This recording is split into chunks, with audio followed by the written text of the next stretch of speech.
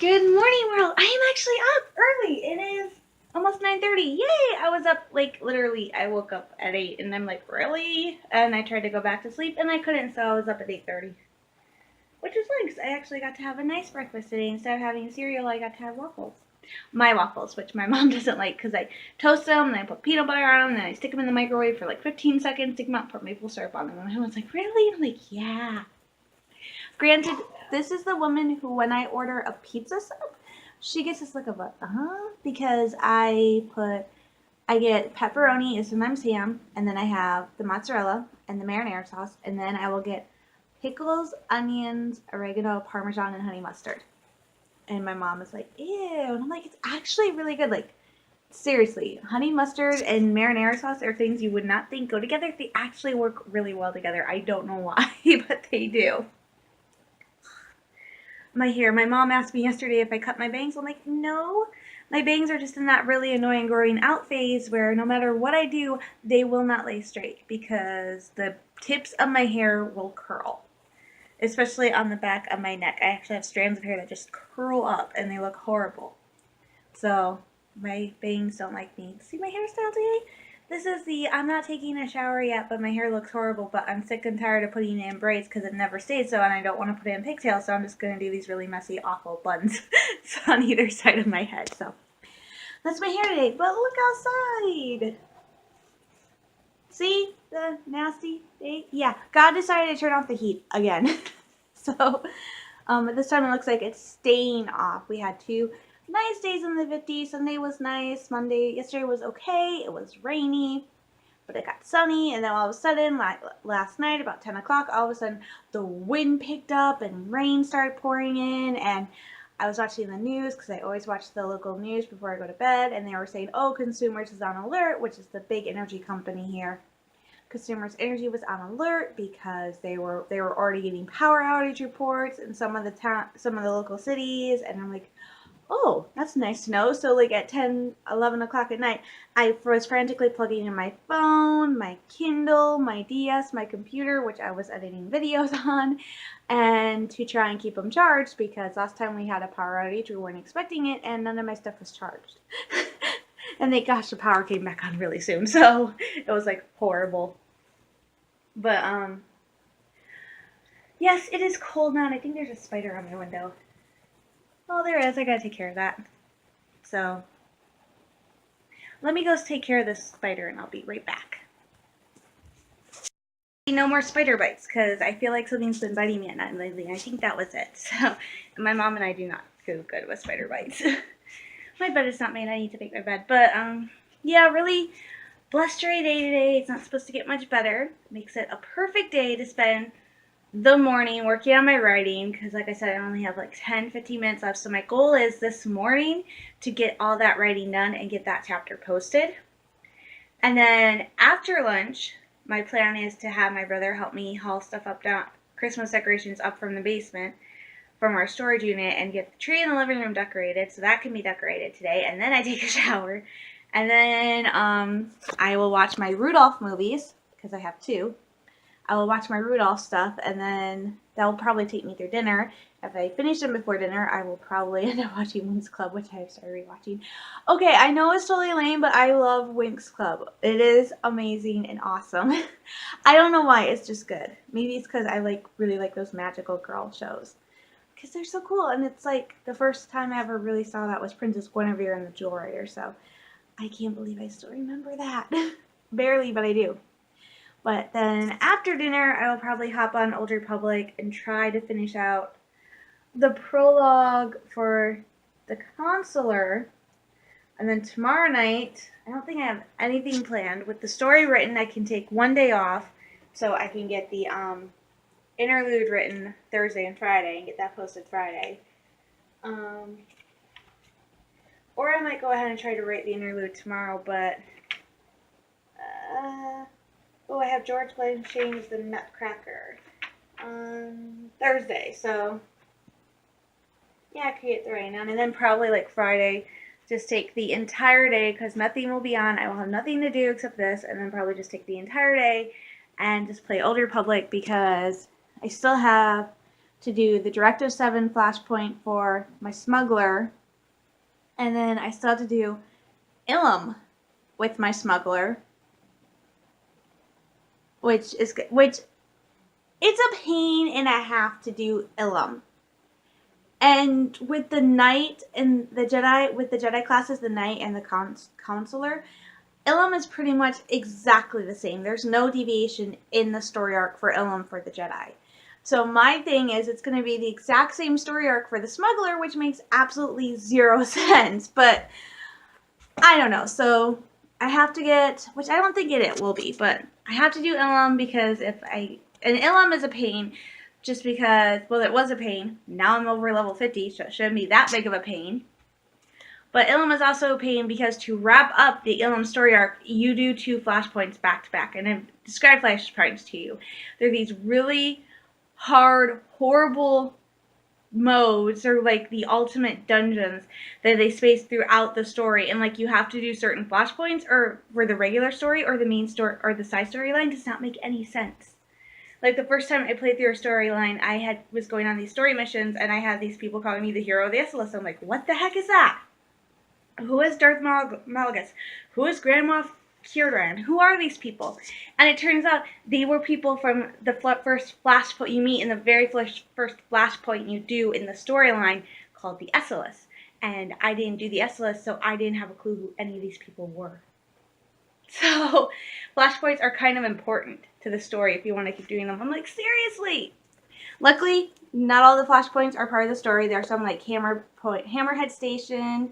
There's a Mandalorian flashpoint. Those are not part of the story. If they're not part of the story, I'm avoiding them because unless they have a story mode, they are freaking hard to play because you have to group up with like 3 or 4 other people to do these freaking flashpoints. It is insane. Just like I didn't realize that heroics, you're supposed to do those with at least 1 other person. I thought you could just do heroics by yourself. And I was doing heroics by myself and kicking butt, mind you, but apparently not. And I haven't really worked with too much with my guild in a group. I have to get used to doing that because when I start doing the expansion pack episodes, you actually kind of are forced to work with a group for some of these stories because that's how hard they are. But I'm not at the expansion packs yet because the earliest you can start doing the expansion pack episodes is level 65. And my smuggler, I think, is level 63. And I would really rather do the expansion pack stories with my Jedi because I think that'd be really fun because they're basically Jedi stories anyway. But I don't know. One of my guild members actually told me I'm really smart because I have 3 characters right now I'm playing at the same time. Next week at some point they're going to be 4 because I'm going to make my trooper and try to get my trooper in before I lose my subscription status. That way my trooper is not level capped because I created her before my subscription ended. But I will have 4, and what I do is I space it out. So like I finished chapter 3 with my smuggler, and then I started my counselor character, and after I started her, I went back and I finished out chapter 2 with my knight. So now and then I went back and I did Tython and the SLS, and I've started doing Coruscant with my counselor, and I'm going to finish that out, and then I'm going to go do Directive 7, and then I'm going to try to do the Ilum flashpoints, so that way I'm not getting bored because the story missions, because there are the 2 story missions, there's the class story and there's the story mission, and I'm spacing it out so with the story mission it's the same for all the characters across the board. I'm not getting bored repeating the same missions over and over and over and over again that they aren't related to the class. So that actually helps when my guild members went, that's actually pretty smart. I'm like, why doesn't other people do this? You know, they all have like multiple tunes. They're all playing them at the same time. Why not just space out the stories? So I'm going to light up the tree. Actually, I have to change my advent calendar. It is no longer 20 days till Christmas. So I love this. I actually got this from Amazon. It's a Victorian style Santa Claus. I used to get the chocolate advent calendars, but I decided that was just like a waste of money. I mean, the chocolate advent calendars are fun, but it is very much a waste of money because you have to buy one every single year. So a couple of years ago when I started decorating, I decided I wanted to get a permanent advent calendar that I could just keep and bring out year after year. I got one from Walmart. It had been, I don't know what one happened, but it was like missing pieces, and it was not nice. And I ended up throwing that one out because it was just crummy, which surprised me because a lot of my stuff from Walmart is actually nice. And I said I really want a new one. So I went to Amazon and I found this one. And it is cute and it fits my overall kind of theme, like old-fashioned traditional Christmas. So, yeah, my tree is on. So, last night was the premiere Christmas Light Fight. It was awesome. I was happy with the first episode because usually the designers go for the houses that have the eye-octane light shows. In the first episode one night, it was this couple who worked in IT. Their entire display was wireless, singing to music. They had an over-the-top stepping show. It was nice. It was cool. But not Christmas. And so I'm sitting there going, oh. And I'm sitting there watching the show and I'm going, okay, it's probably going to be the couple from Texas who do IT or the couple from New York that bought a house to go with their Christmas decorations so they could do a gingerbread house. I was happy. It was actually the display. I wanted to win that one, which is a huge static light display, which are nice. I like the moving displays, but the ones that are just static, that are peaceful, I like those too. And that was the one that won, and I was really happy. And then the second episode, I was not so happy because they had two very nice, ordinary displays. The one I loved the most was this one, which was a drive-through, walk-through display. And they did it in memory of a grandson that died when he was like 3 or 4 months old. And I thought that was sweet. I thought it was beautiful. The one that won was the one I liked the least. It was this family that the grandkids asked their grandpa to do a winter wonderland, so all the lights are blue and white. And it had all these interactive features, which were nice, but it was all blue. I personally did not like that. So, and that was the one I said when I saw the house and I saw the designer, I'm like, that's the one that's going to win. It's going to be that house that is all blue, or it's going to be the high-tech musical show house. And it was the house that was blue. So that's the worst thing, is it's really up to the judges' decision. And the two judges they really kind of go for the more over-the-top, edgy, modern designs than they do for the traditional. So the first episode, I kind of think that was amazing that she went for traditional design. She tends to lean toward the more traditional, but she really also leans toward the traditional with that light show aspect with the moving lights and stuff. So I was surprised she chose the static display one. But I'm excited it's back. This Thursday is the Great American Baking Show. I can't remember the name. They have an all-new they'll have all-new host this year, an all-new chef. I can't wait to see it. I'm going to miss Mary Blair. I really liked her. So I'm going to get going. I've got writing to do, and I might check in later after we do the tree. So I'll talk to you guys later. Bye.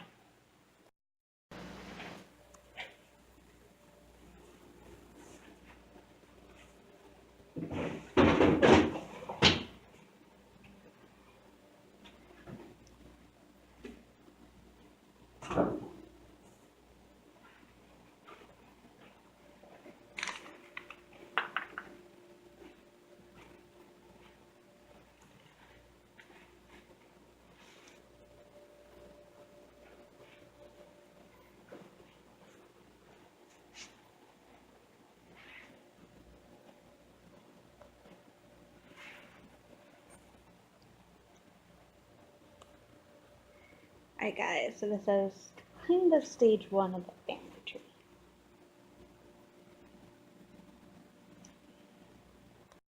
So that was the family tree, well, the living room tree. That was stage 1. I'm calling it stage 1 because my mom will come home tonight, she'll look at the tree, she'll get a better look at it tomorrow, and then want to rearrange all the ornaments and put more ornaments on. So literally we just took one box out of the closet, put all the ornaments that were in that box on that tree, and we're just going to let her decide whether or not it's finished or not. She's like any mom, she will come out and rearrange the ornaments. So with the family tree, I let myself be a little bit more messy because that tree is for my mom and my brother, and I know my mom will fix it, whereas my tree, I'm a little bit more, okay, everything has to be neat and funky. Though this time I did try to do a section because my brother has a glass ornament at the African Savannah, and then he has a glass elephant, like a wooden elephant, a cheetah, and a lion. I wanted those in the same place. Succeeded with the cheetah and the 2 elephants. The cheetah looks like it's lunging at the wooden elephant, leaping over the glass one. I have no clue where the lion went. So that's the family tree. So That is like his tree, and it's very funny because most of his ornaments have to do with music, cats, or dragons. And at the top of the tree, there's a car. He's like, he doesn't care where he puts them. He just finds space for them and puts them. So at the top of the tree, I have a little star that belongs to him, and then there's his car. It's funny. So that was it today. That was all that's untapped. I'm very proud of myself because I said I was going to decorate after I finished writing Taking a Different Path. And I did. I finished writing Taking a Different Path at about 12:30. I got it posted on fanfiction.net, and I go to the doc manager, and I'm freaking confusing myself every time because I have 2 chapter 23s in my doc manager, which makes no sense because I accidentally labeled 2 chapters each chapter 23. So when I'm going to post new chapters the past couple times, I have posted, like this is chapter 25, I called it chapter 24. Thankfully, I caught my mistake, so in the story, it is chapter 25. But I was able to get that uploaded to fanfiction.net, edited, which just means spell checked, fixed my mistakes, got it all spell checked and edited by 12:40, so I was able to post it, get lunch. I'm so proud of myself. It actually turned out to be a whole lot more words. It's actually like 15,019 words total. So it's like, that's a lot more than I thought it would be. Like, I have these chapters, which I just write, and they seem incredibly long, and then I post them, and I'm like, oh, they're only 12,000 words. And then I have these chapters, I think, oh, they're a lot less, and I post them, it's like, oh, wow, they're 16,000? Oh, never mind. So I'm very proud of myself. That means I'm going to give myself a little bit of a break tomorrow. And then Thursday and Friday, I'm going to work on the interlude. And then I'm going to give myself about 3 days. Because I don't want to post Lightsaber Lost. So what I'm going to do is I'll probably go ahead and post the interlude next week. Well, this week. And then take like 3 or 4, take like Monday through Wednesday off next week. And then Tuesday, and then Thursday, Friday, and then Thursday, Friday, and then Monday. And then take from like the 14th, 15th, 18th, 19th, and write, because next weekend, I can't believe this, but it's true, next Friday is the premiere of The Last Jedi. It's going to be in theaters for all us normal people, and starting next Friday at midnight. Oh my gosh, I cannot believe it. We are less than, we are just, I don't know, we're just over a week away. We are in the final days. We're in the home stretch to The Last Jedi. I will be going December 17th with my brother. I'm actually going to call our local movie theater because I got our tickets through Fandango. I'm going to call them and make sure they accept tickets from Fandango, that they have a kiosk. Because if they don't, I'm going to have to contact Fandango and see what I can do about getting a refund, because I don't know how I'm supposed to do that. So, luckily they have the phone number. So, sometime next week, I'm actually going to call the cinemas and say, hey, I have some tickets I ordered from Fandango. It says I'm supposed to go there and use a kiosk. Do you have a way that I can get the tickets I ordered for your movie theater from Fandango? So, that way I'm able to get them, because this time I didn't go through the cinema, because last time I think I got charged twice. Because I did pre-order my tickets last year for Rogue One, got to the movie theater, and I think they charged me twice. They charged me again for the tickets, even though I had a slip that said, hey, I pre-ordered my tickets. So I really seriously think I got charged twice. Because there's no way that drink and popcorn combo I got cost almost $30 on its own. So I didn't pursue it because I'm like, there's really no point, because they're just going to tell me some cockamamie story. So I am going to call this time and be smart. I'm actually going to put that on my calendar, call the movie theater, and make sure they accept my tickets purchased from Fandango, and I'm able to do that. Because I really don't want to get there the day of the movie and have it be like, oh my gosh. So I'm actually already planning to skip church that Sunday, actually. So that, because we're going at 2:15, so I want to leave about 1:40, 1:50. Well, more like 1:40. I want to leave around 1:40 so I can get there and get the tickets, if they say yes. And if there's an issue, I can go talk to them. So I need to get there early enough. So I'm going to call them Wednesday. Call movie theater about tickets. I'm going to be incredibly nervous on the phone. But yes, that is when I'm going to go see The Last Jedi, and I forgot to put that on my calendar. So, I'm excited. I can't wait. Gwendolyn Christie was on The Late Show with Stephen Colbert, and it was awesome because she says one of the main reasons she opted to do Captain Phasma, which is supposed to be this really minor character, and it says just go kaboom, big character, is that she liked the fact that the armor Captain Phasma wears kind of cancels out just looking at a female character and judging her because of her appearance, because she's like head to toe in armor, so you can't really tell anything, and so it's really awesome. So that's kind of why she picked Captain Phasma. So I'm excited. Tomorrow at the Star Wars show, they said they're going to do an interview with the cast of The Last Jedi, which I'm excited about. I hope they ask my question, which is, what was the most challenging thing about filming The Last Jedi? Because I'm sure there had to be a lot of challenges. Other than keeping your mouth shut and not telling anybody that, one, you were in a Star Wars movie, and two, what the Star Wars movie was about. I swear, that is why now when you see like the big cast interviews, like with them interviewing all the cast, they always, like the directors, Rian Johnson is always with them. He's like, don't do it. Don't say anything. I will blackball you. It's like, I can't say anything. It's just like with Tia was like Dave Filoni. She's like that during this Rebels thing. They kept looking over at Dave. Can we say anything? Can we talk about anything? Oh, okay, did I say that right? It's like they're going to do the things that they do for a reason that you will see. Is that good? Can I say that? It's like, but that's one of the cool things about Star Wars is it's so hard to really know where the story's going to go, except for the prequels. We all knew what was going to happen in the prequels. We all knew that. That's like watching Titanic. You know the ship's going to crash. But like the other Star Wars movies, the originals and then these new ones, you don't really know what's going to happen. Like with Rogue One, you don't really know what's going to happen because the stories have just been written, but they're so tight-lipped about it. It's awesome. My brother is one of the ones who has opted. He's going into the movie totally blind. He has not seen a trailer. He has not seen an interview. He has not seen anything. The only thing he's seen is, I think, the teaser poster I have. And that's it. So my brother has no idea. He has nothing from hearing me talk about it. So he has no clue what's happening. I have seen the trailers because I like to do the reaction videos. So I have seen the trailers. But really, the thing is in Star Wars is they misdirect you with the trailers. Unlike some movies, it's like, oh, that scene was in the trailer because they put all the best scenes in the trailer. Well, in Star Wars, that's not necessarily true because they misdirect you all the time with their flippin' trailer. So it's like, oh, this is going to happen. Wait, what? That moment? What the hell? Hey? So Star Wars is the art of the misdirect. It is awesome. So trees are decorated. I'm going to take the rest of the day off. I'm going to relax. It is my upkeep day. I need to fix my brows. I do not like them at all, but I need to get these fixed. I'm just going to spend the rest of the day relaxing, chilling, playing Pokemon Ultra Moon. I've got a couple Rudolph movies I'm going to watch. I'm probably just going to watch Winx Club, eat some dinner, then jump on Old Republic and just enjoy the rest of this very blustery, windy day. And actually, seriously, it's so windy, I keep thinking I'm going to see Pooh Bear out my window.